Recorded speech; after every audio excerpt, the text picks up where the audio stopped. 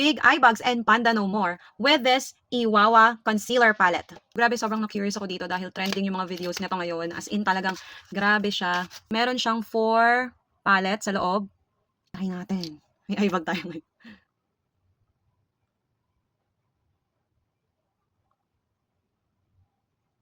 Ooh! Seryoso? Hala! Oh my gosh! The side with and this is the side without. May free puff na nga pala to. Grabe, ang coverage. Wala kang makikitang buo-buo dyan. Other side. Okay tayo. Then. Ha!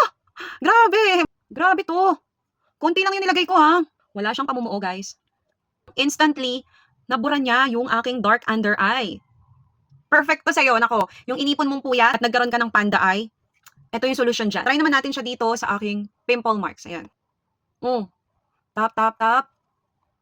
Ano to? Para siyang eraser. Pwede din tayo. Napakabilis na ng i-cover, be. Oh.